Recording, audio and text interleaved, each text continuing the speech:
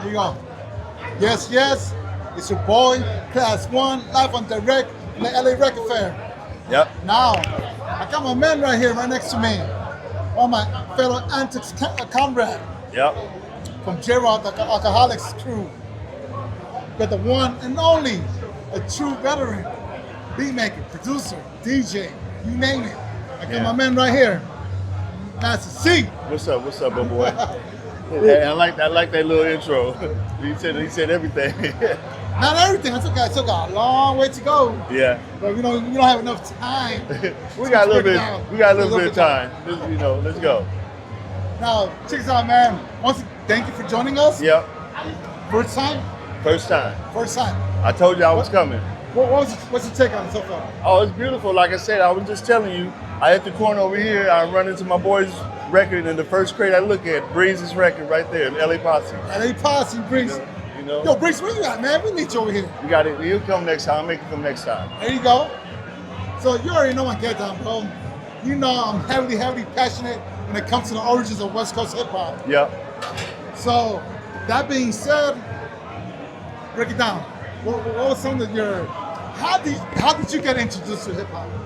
Well, first of all, I always loved music itself. There was a love for the music. I grew up at a household back in Sioux City, Iowa, and St. Paul, Minnesota, where music was always being played. And also, not knowing the man all my life, but my dad went to the school of Juilliard. So there was music somewhere in my life somewhere. With the early '80s, of course, when Sugar Hill, Rapper's Delight, came out. It was something different to listen to on the radio station. It was like dope. It was like, wow. So that's where my love for like rap music or hip hop started coming from. When I really got into high school is when I wanted to play every record. I met a friend of mine named, rest in peace, Andre McCormick. He introduced basically DJing to me. And that's when I fell in love with spinning a record, how dope he was. And then he first gave me 15 minutes of his time at a place called Sherman Square Roller Ring, where it used to be like 3,000. It was like the World on Wheels in the Valley. Okay. So it was like 1,500, 3,000. And that was like my first introduction, being thrown in the water DJing. Now, I'm glad you mentioned the Valley because you're from the 818 Valley. Yep. Now, for some odd reason, whenever they talk about the origins of West Coast hip hop, they always leave out Valley. And the Valley was a huge part of hip hop. It was very huge because a lot of the rappers from LA were in the Valley. Yeah. He's from Compton, but I met King T in the Valley.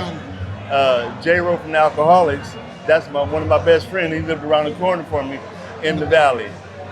One of the biggest store and hip hop places, the Feeler Shop, where DJ Pooh and everybody hung out, was in the Valley. In the Valley. Scotty D. Shout out to Scotty D. It was in the Valley. So the Valley. And the owner, Scotty D, who owned Feeler Shop. Yeah.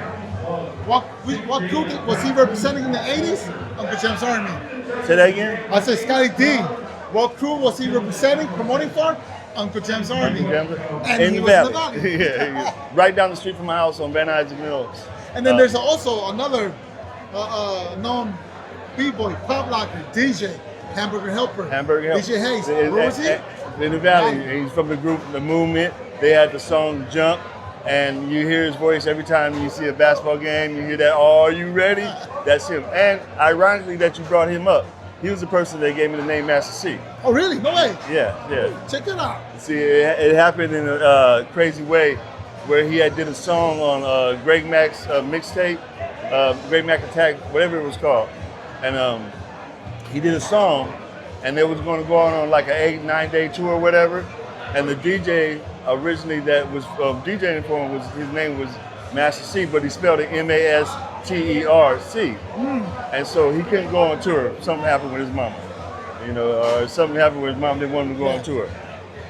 So Hayes called me, or Hamburger Helper, called me like 10 o'clock that night and said, "Hey, I'm gonna do this tour thing. Do you wanna go? But when we get, you gotta use the name Masta C." Because, I was using Easy D at the time. it was easy to go, But he was like, hey, you need to do this, be Masta C, because the cut on the record, blah blah blah. And I told him, I said, let me think about it. I'll call you in the morning. And so I called him the next morning. I said, I'll go. I said, but we're going to change the spelling on the name, Mastac. And I said, we're going to do it like this, blah blah blah. Well, all come to come, the tour got canceled or whatever, but I kept the name. And I told him, That's all you. Yeah, it's all wow, me. see, I didn't know that. Yeah. See, I didn't know that. This is my boy right here. From the same crew. That's crazy. Yeah. And see, for those who don't know DJ Hayes, that was a former DJ for the original first hip hop radio station, 1580 K-Day. And the group, the movement, the techno hip hop group movement, but he was the one who gave me the name. Man, that's crazy. Wow. Yeah. Now, do you recall your first gig in the tables? My first gig, well, yeah, when my boy. Oh, you say when you bought it? Yeah, he threw me, and I fell in love. I fell in love that moment. What I meant was your first gig when you on Masta C. Oh, wow.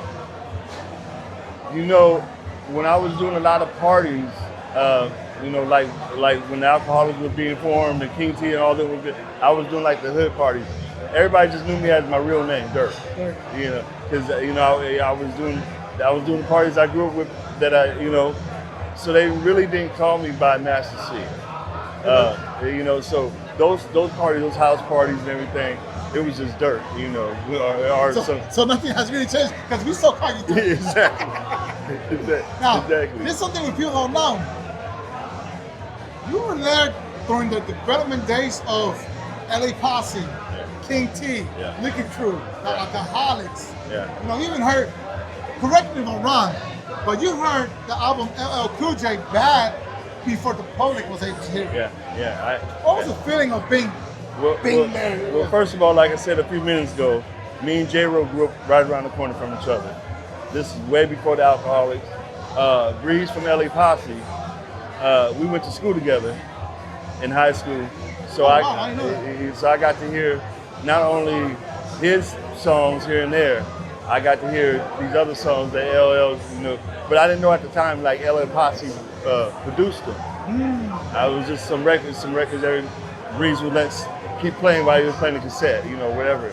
And it was really cool, Then I eventually found out, they produced them. Then I seen I'm Bad, seeing the homie Bobcat as his DJs or his second DJ, cutting it in. I'm like, damn, this is crazy, These LA guys went to New York, and I'm always going to say, created a masterpiece.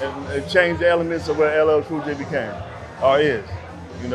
He was, I Need Love to now this superstar vocalist, and that's what I feel.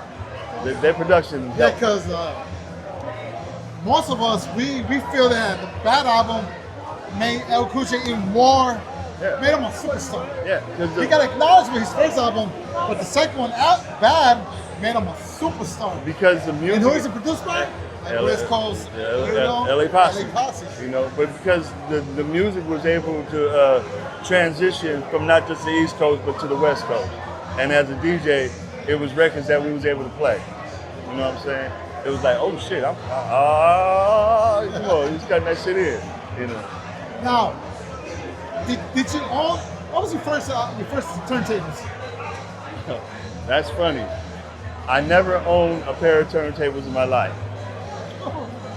When I would practice, I would practice every night at my boy's Oscar's house, but most of my practice or playing time was at the party. Wow, right there and then. Yeah, I went to Loud Records and I found this record called by Divine Style Saying Nothing. I never heard the record, but I took it to the Valley that night and dropped it at the party up in Woodland Hills, and they went bananas. And I was like, oh my God. So a lot of my practice or even playing records was at parties. Every now and now. My first turntable, or you want to say these days a controller, was just bought about 7 years ago. That I can say officially was mine. Like let's say you had some turntables and you say, hey, could I have a studio at my house? Go and use my turntables for a month or whatever. You would leave them there. That's the only way they wasn't mine. You know what I'm saying? It wasn't physically my record, my turntables. It was Klass One's turntable. So when Klass came to pick him up, he would take him home. So the only official was 7 years ago when I bought a controller. Check that out. Yeah. Now, how would you describe the feeling? Because you DJ for J-Ro at shows. Yeah. You DJ for King T. Yeah.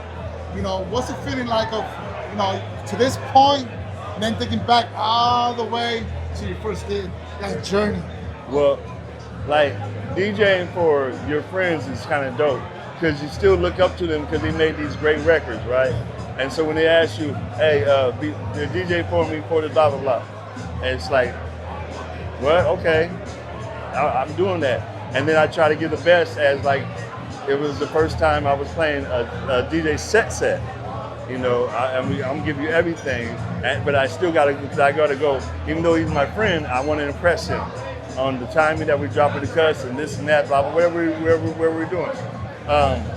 With J-Ro, I did a lot of solo shows, probably about 50 or so, maybe over that solo shows with him. But the one that's always gonna be dear to my heart was the show we did at the Observatory in Santa Ana. Woo! Remember? And he goes, hey, I want you to DJ for me for the show. I'm like, cool, I got that. He goes, oh, it's gonna be at the Observatory. I'm like, oh, okay, I've been wanting to do that place. And then he goes, oh, by the way, we're gonna open up for Klass One. What? And then, I said you could have started with that. So just recently, I did a couple of shows for King T, right? Mm-hmm. And guess who we was opening up for? Klass. So it's kind of dope to be able to do shows with Breeze, J-Ro, King T, or many others that I have out there. What trips me out is Mike Storm. What trips me out is that, your reaction when you find out that you're going to open up for Klass. Yeah. It's the same reaction that people get when they hear, I'm going to open up for Alcoholics. I'm going to open up for King T.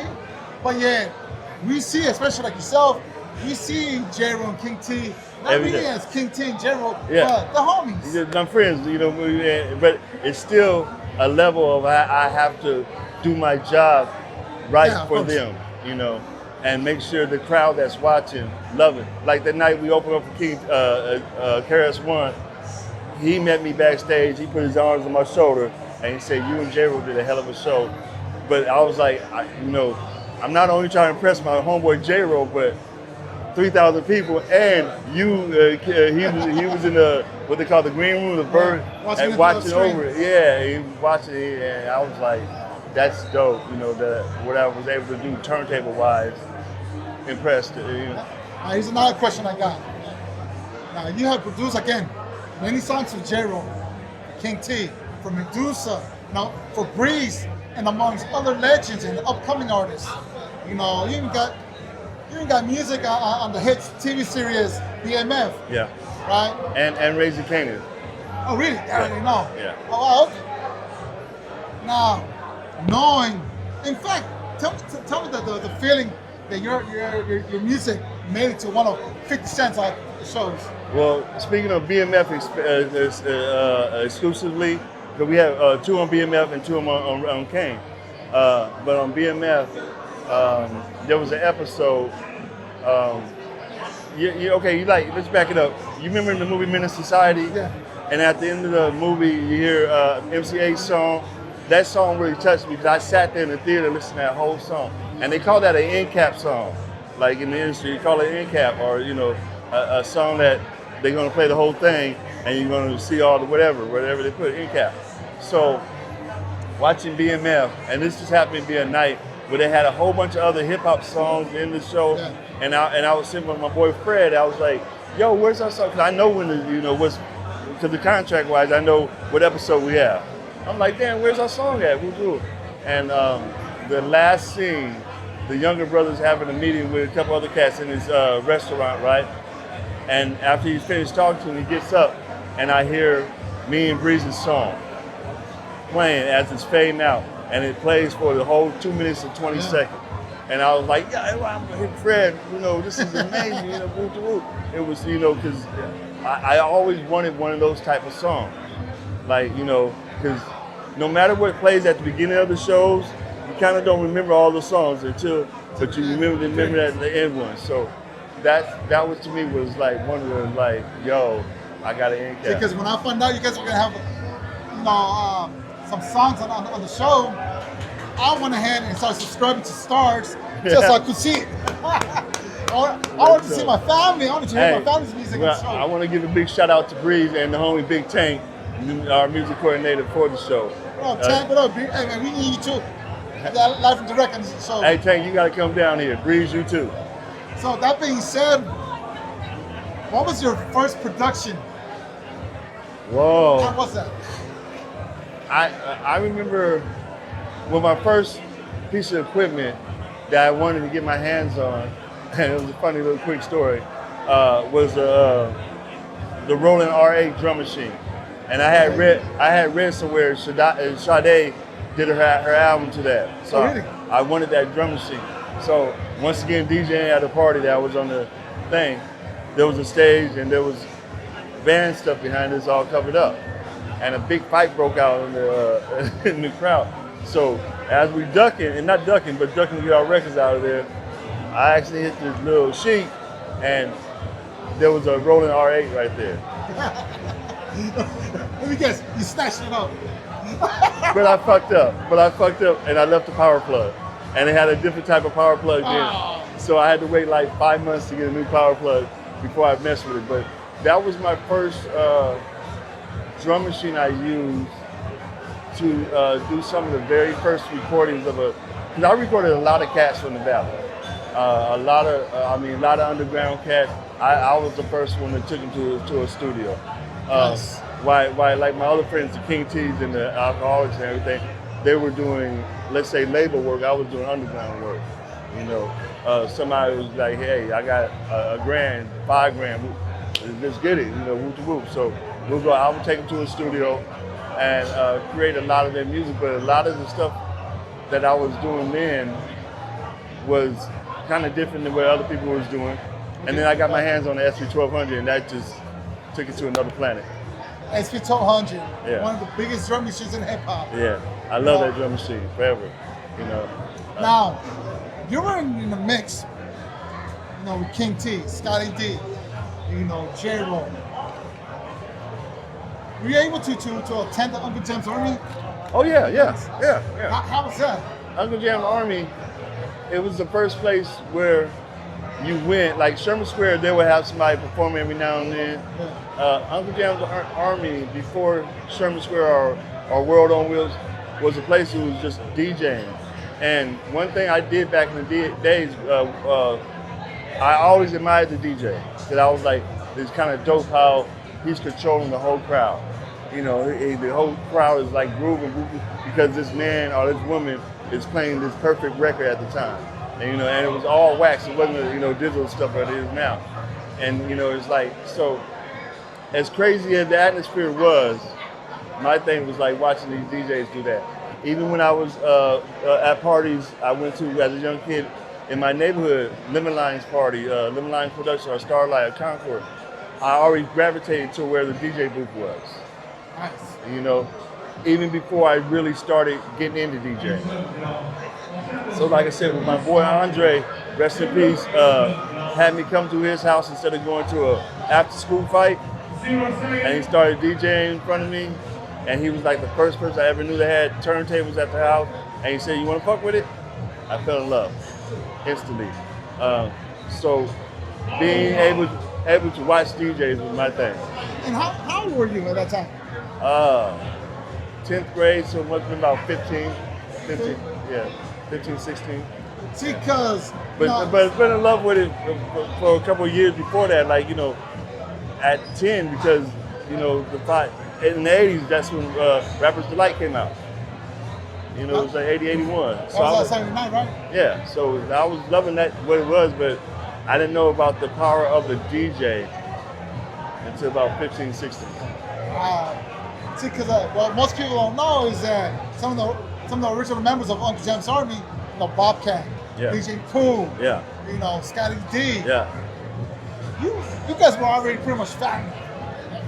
I mean, so your legacy, to me, it goes all the way back to Uncle Jam's Army era.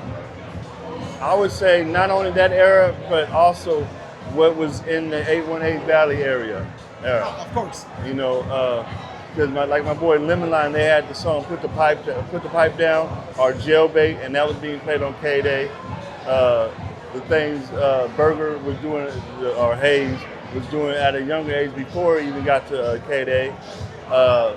So, what was the Valley creation or road to hip hop is where I was really at, and we every now and then from the Valley would go to World on Wheels or Sports Arena to see these different DJs. But at the same time, who was DJing there, he was also DJing at the fitness shop. That's right. Now, what was the biggest jam in the Valley at that time? Oh man. From the Valley music in the 80s? Yeah, just the biggest jam in the Valley.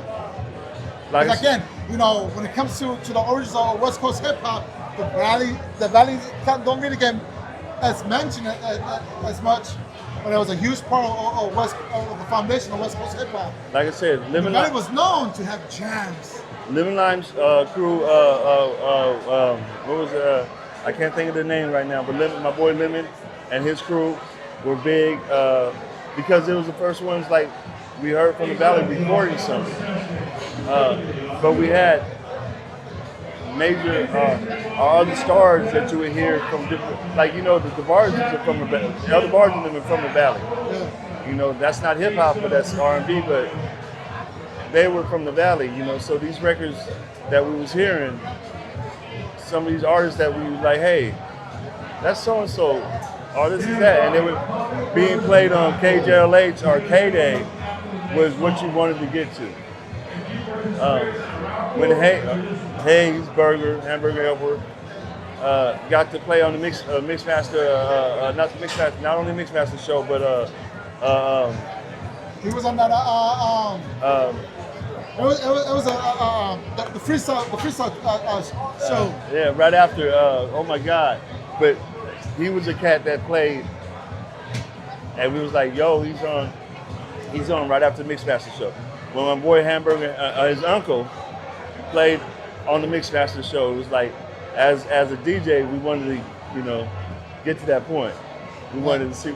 So there was a different level of like going to the sports arena because we kind of had Sherman Square, or we had the park in the back. We had the hip hop culture in the Valley was dope to see and create or become in the 80s to what it became.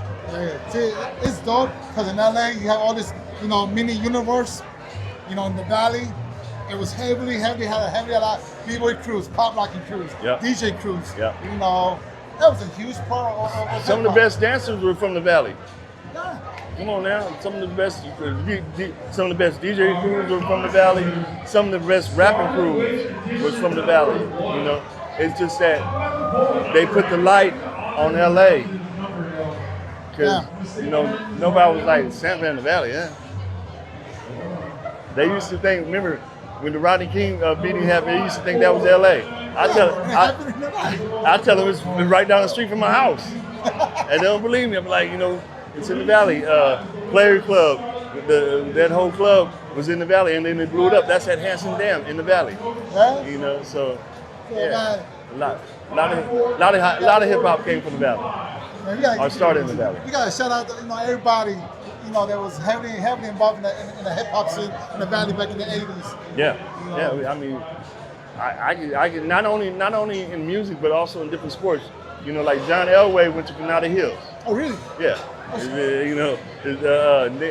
Nick Young went to Cleveland. He used to play with the Lakers, and so it's a whole bunch of historians from the Valley. Charles White, one of the greatest running backs for USC, went to San Fernando High School. Wow! Come on, the Valley big. The Valley big on everything. Shit, Big Tank is from Lakeview Terrace. He's one of the creators for the Boondocks and the music supervisor for BMF and everything.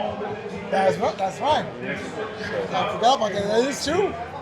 See, you know, the Valley do play a humongous part in the entertainment culture. Hey, Burbank Studios right down the street.